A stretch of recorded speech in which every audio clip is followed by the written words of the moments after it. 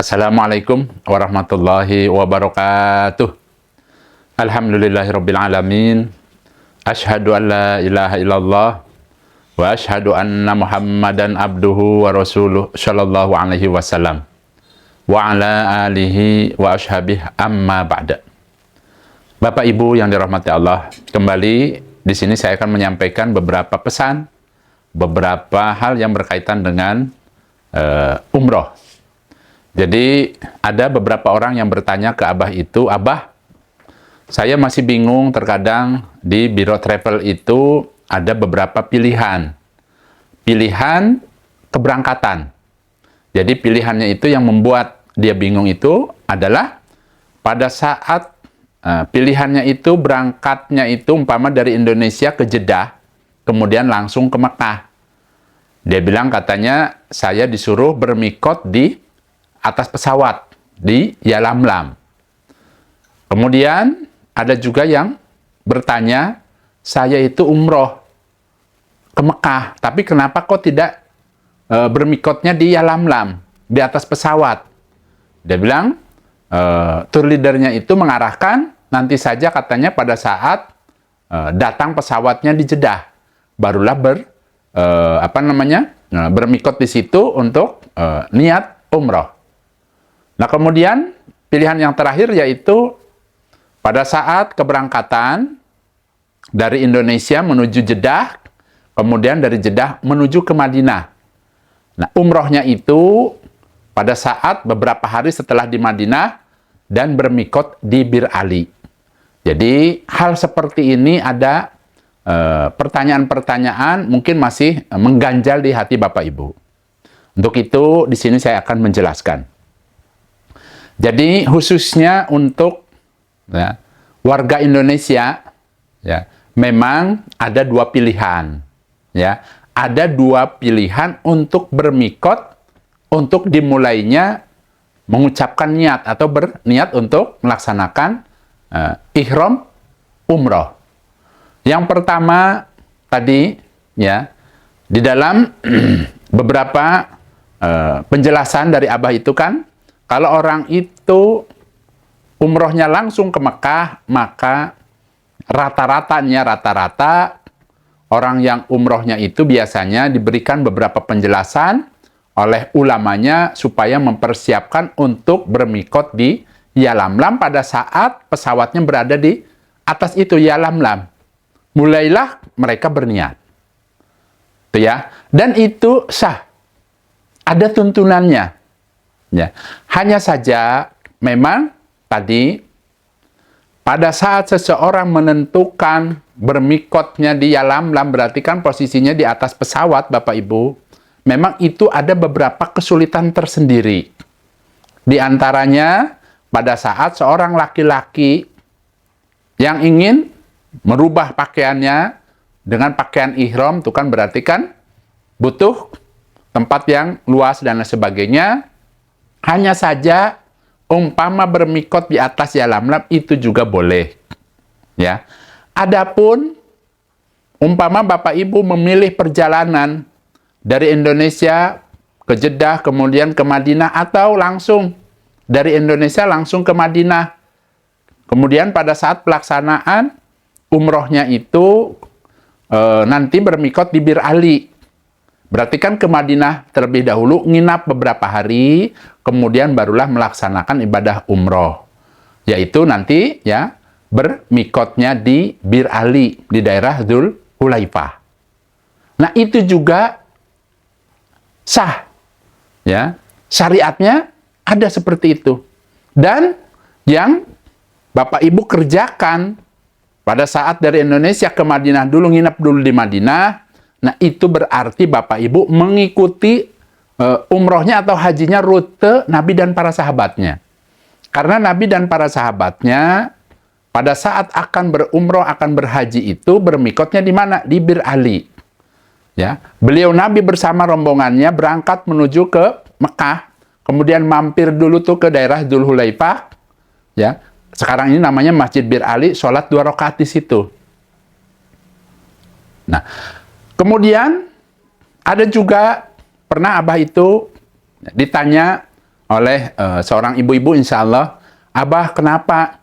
Abah kan sering menjelaskan, ya, bahwa umrohnya orang-orang Indonesia umumnya kan di atas pesawat pada saat pesawatnya berada di atas Yalamlam.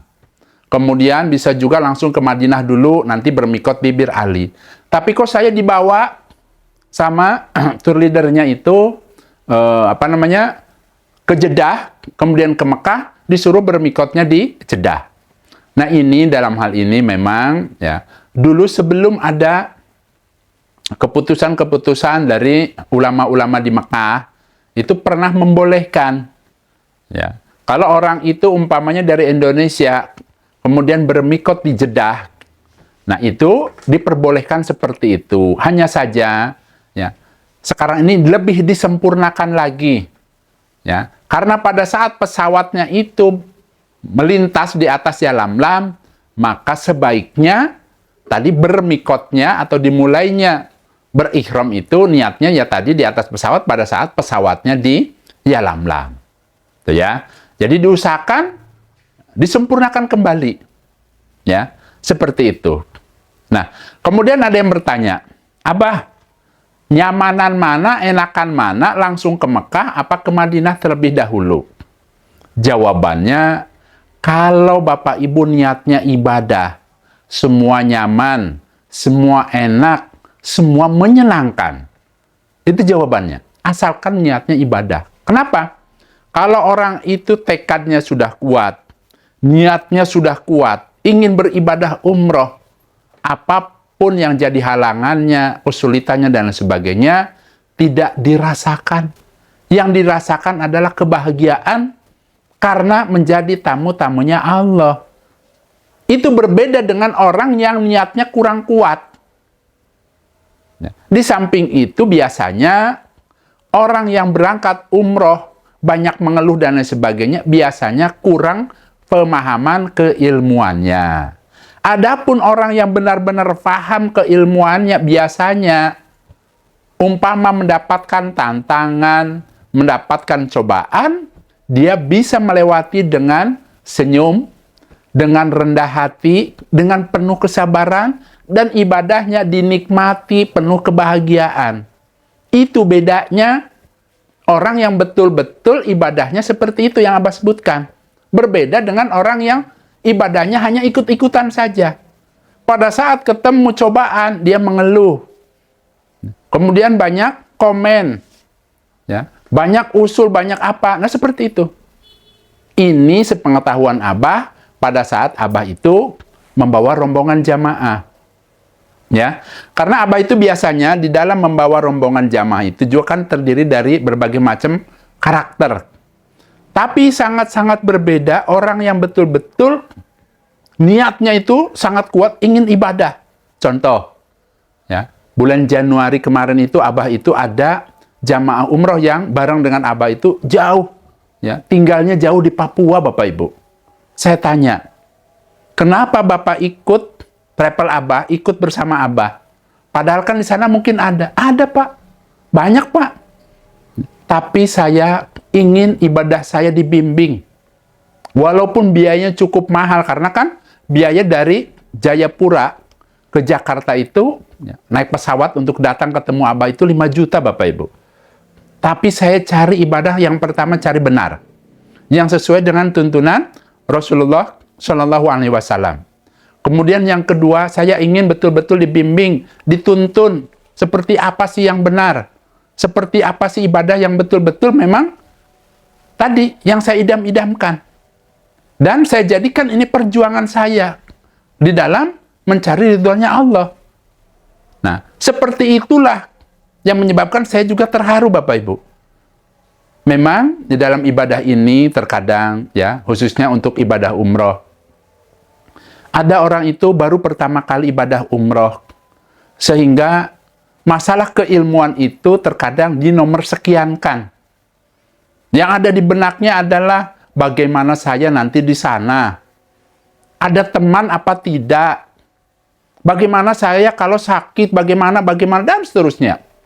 Bahkan sibuk dengan apa saja barang-barang yang harus dibawa.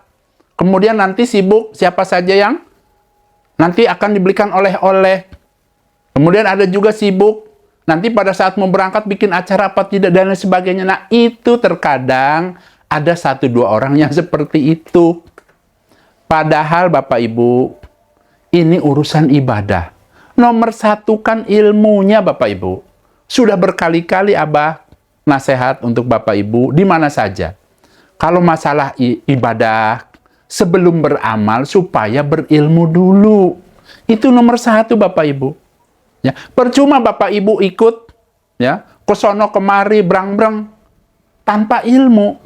Kenapa? Ya memang tuntunannya disyariatkan sebelum beramal supaya berilmu terlebih dahulu.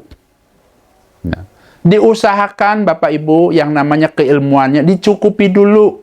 Harus tahu rukun-rukun umroh, harus tahu kewajiban-kewajibannya, harus tahu larangan-larangannya, harus tahu bagaimana bersikap di dalam rombongan jamaah umroh itu bagaimana. Bukan hanya saja yang dipikirkan itu saya ini mau umroh. Diusahakan keilmuan itu dinomor 1-kan. Tujuannya apa? Yang pertama, kita tahu yang benar dan salah. Kalau kita berilmu, tahu dengan sendirinya. Karena kita sudah kaji. Kemudian, kita nanti di dalam prakteknya, kita karena sudah tahu yang benar dan yang salah, akhirnya di dalam menjalankan ibadahnya khusyuk Bapak Ibu. Tidak terpengaruh dengan orang lain. Kemudian, ya, pada saat Bapak Ibu umpama dicoba di tanah suci, selalu hatinya bisa nerima. Ya, legowo hatinya. Tidak grundel. Dan orang yang sudah berilmu, insya Allah biasanya penuh kesabaran. Karena di dalam benaknya, dia mengeluarkan uang puluhan juta. Dia mengeluarkan waktunya, menggunakan waktunya. Bahkan terkadang minta cuti ke kantornya dan lain sebagainya. Dia ingin manfaatkan sebaik-baiknya. Ya. Untuk ibadah kepada Allah, minta pengampunan kepada Allah, kemudian minta kepada Allah pahala yang besar, memanfaatkan pada saat di tanah sucinya untuk beribadah, karena ibadah di sana kan lipatanya luar biasa. Dia pol-polkan untuk ibadah, karena sudah tahu ilmunya. Dan berharap apa yang dilakukannya Allah ridho, sehingga pada saat pulang, umrohnya menjadi umroh yang mabrur. Seperti itu. Nah, untuk itu saya berpesan, untuk Bapak Ibu yang akan umroh, atau maupun yang haji, ya, tolong diusahakan sebelum haji, sebelum berumroh, supaya berilmu terlebih dahulu. Adapun tadi, mengenai pilihan, mau umpamanya langsung ke Mekah boleh, sah hukumnya. Mau langsung dari Indonesia umpama menuju ke Madinah terlebih dahulu, itu juga boleh. Adapun umpamanya Bapak Ibu bertanya ke Abah, kalau Abah itu pilihnya rute yang mana? Nah, di sini Abah jelaskan, ini kan pilihan. Kalau Abah biasanya dari Indonesia itu ke Jeddah, kemudian ke Madinah. Kadang pesawatnya ada yang dari Indonesia langsung ke Madinah. Kenapa Abah pilih yang itu? Pertama, alasan Abah nih ya, Abah ingin mengikuti jejak Nabi. Rutenya. Pada saat Nabi bersama rombongan kan, rutenya dari Madinah ke Mekahnya, kemudian mampir dulu ke Masjid Bir Ali. Dan Abah itu tidak membawa jamaahnya naik kereta, tidak. Pada saat umrohnya kenapa? Kan tadi Abah nuntun jamaah-jamaahnya supaya mengikuti tadi jejak Nabi percis seperti itu. Ya. Betul, memang saat ini ada yang namanya fenomena, katanya ayo kita umrohnya pakai kereta cepat. Ya. Kemudian niatnya di kereta, bukan di Masjid Bir Ali. Nah, itu kalau Abah pilih yang rute Nabi supaya ngepasi. Kalau kita mampu, ya, tidak dalam keadaan darurat. Kalau Abah pilih yang tadi, walaupun kita capek sedikit Bapak Ibu, kan kita cari pahala. Kita ikuti sesuai dengan tuntunan Nabi, ya seperti itu. Kita mampir dulu ke Masjid Bir Ali, sholat di situ. Kemudian setelah itu berniat, ya, labbaik Allahumma umratan. kemudian langsung berjalan pakai kendaraan. Kalau zaman dulu Nabi kan pakai onta. Nah, kita naik bis, ya. Nah, dalam hal ini itu yang Abah pilih, ya. Adapun umpama Bapak Ibu, saya maunya begini, ya dikembalikan lagi ke Bapak Ibu. Karena ibadah ini tanggung jawab masing-masing. Hanya saja, ya, dalam hal ini Abah memberikan solusi, ajakan-ajakan bagaimana caranya agar ibadahnya yang pertama benar, yang kedua sesuai dengan tuntunan Rasulullah Shallallahu Alaihi Wasallam dan juga dikerjakan oleh para sahabatnya. Dengan begitu, mudah-mudahan tadi harapan kita mendapatkan pahala dari Allah, sah umrohnya, dan tentunya berharap mabrur umrohnya. Itu harapannya. Ya. Makanya kan tadi Abah selalu berusaha bagaimana caranya dibimbing para jamaah dari segi keilmuannya. Ya, jangan lupa Abah mengingatkan masalah keilmuan ini sangat-sangat penting. Kemudian, ini contoh. Sore ini barusan Abah juga dapat telepon dari seorang ibu-ibu yang berada di Sumatera. Ya, dia menanyakan ke Abah, ya, Abah, anak saya sedang umroh. Hanya saja dari mulai dia berangkat sampai sekarang nih berada di Mekah. Besok kan insya Allah keburu mau pulang. Dia tetap haid, bagaimana Abah? Nah, dengan adanya curhat seperti itu, berarti kan tadi, andaikan ilmu ini dinomorsatukan, berarti kan umpama kondisi seperti itu pun tidak bingung, tidak khawatir. Karena ada tata caranya, ada ilmunya. Sebagaimana Abah sering ya jelas-jelaskan di YouTube Abah. Tata cara umroh bagi orang yang haid. Ada tuntunannya Bapak Ibu. Nah, untuk itu mudah-mudahan bagi Bapak Ibu yang ingin ibadahnya langsung dituntun sama Abah juga boleh. Ya, silakan bisa menghubungi Ibu Nur. Kasih nanti ada, insya Allah ada nomor WA-nya. Nah, kalau ikut Abah Bapak Ibu, insya Allah yang bimbing secara untuk keilmuannya nanti Abah sendiri. Bahkan, ya, nanti pada saat bulan Oktober, Abah kan dapat rute, dapat jatah untuk membimbing para jamaahnya. Ya, jamaah umroh yang bareng Abah itu bukan saja diajari, digembleng masalah keilmuannya, tapi khusus di bulan Oktober, insya Allah nanti dibarengi dengan Abah. Dari mulai manasik, dari mulai keberangkatan, dari mulai nanti di sana, ya, di sana pun Abah sendiri Bapak Ibu. Walaupun ada mutawibnya. Ya, kalau untuk masalah ibadah, Abah tanganin sendiri Bapak Ibu. Karena apa? Karena Abah itu ingin orang-orang yang digembleng sama Abah dari segi keilmuannya betul-betul bisa sah dari segi pengamalannya. Betul-betul ibadahnya itu sesuai dengan yang Abah harapkan. Karena apa? Karena niat Abah, selain Abah membimbing Bapak Ibu, tidak ada niatan-niatan lain, yang utama adalah bagaimana caranya pada saat Bapak Ibu beramal, Abah dan keluarga mendapatkan tadi kiriman pahala jariyah. Itu yang namanya ilmu bermanfaat, karena punya tujuan khusus. Nah, untuk itu silahkan dimanfaatkan Bapak Ibu. Ya, harapan Abah, Bapak Ibu bisa mendaftar ke Biro Travel PT Indo Citra Tamasya, tempat Abah mengajar di sini. Itu ya, seperti itu. Alhamdulillah, jazakumullahu khairan. Mudah-mudahan Allah memberikan kemanfaatan dan kebarokahan. Itu yang pertama. Kemudian yang kedua, baru beberapa hari ini Abah membuka yang namanya bimbingan dan pelatihan untuk orang-orang yang akan melaksanakan ibadah haji. Tahun ini 2024, insya Allah haji reguler, haji yang diurusi oleh pemerintah ini, ya insya Allah ya Bapak Ibu yang sudah mendaftar itu sudah diberitahu oleh Depag untuk melunasi pelunasan hajinya. Untuk itu kembali lagi ke masalah keilmuan, karena keilmuan ini kan sangat penting. Diusahakan sebelum haji, diupayakan sudah berilmu terlebih dahulu. Walaupun insya Allah nanti mungkin ya dari Depagnya ada bimbingan dan sebagainya, alangkah baiknya sebagai tambahan supaya lebih mantap lagi umpamanya, supaya lebih mandiri lagi, silakan bisa bergabung mendaftar, ya, mendaftar ke Abah. Nah, orang yang mendaftar ini Bapak Ibu akan mendapatkan gemblengan keilmuan untuk haji.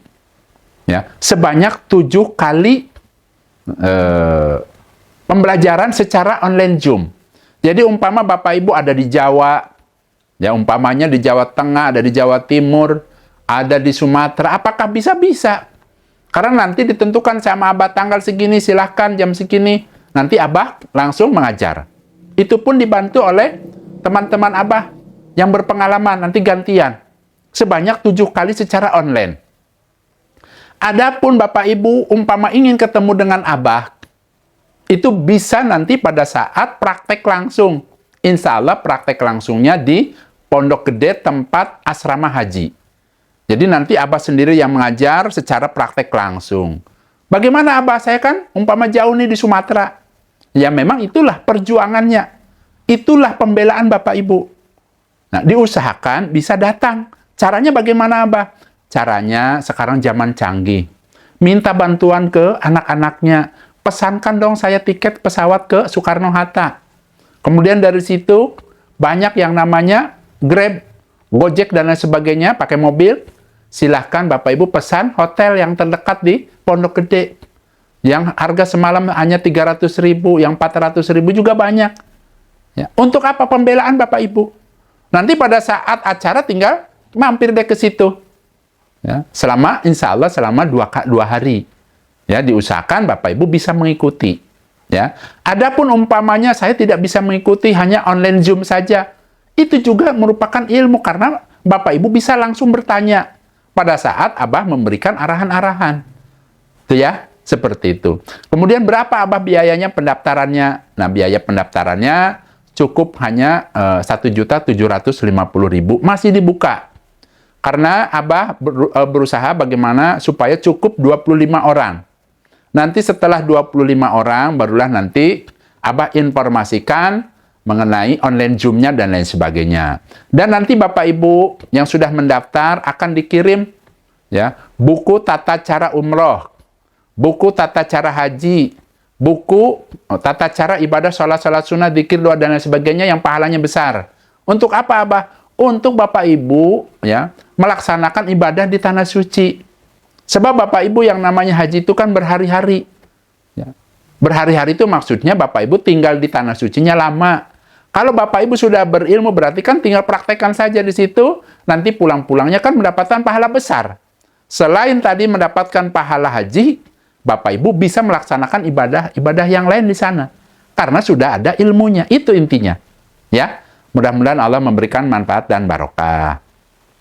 Alhamdulillah, jazakumullahu khairan. Demikian Bapak Ibu sedikit informasi ini. Abah pamit Bapak Ibu. Wassalamualaikum warahmatullahi wabarakatuh.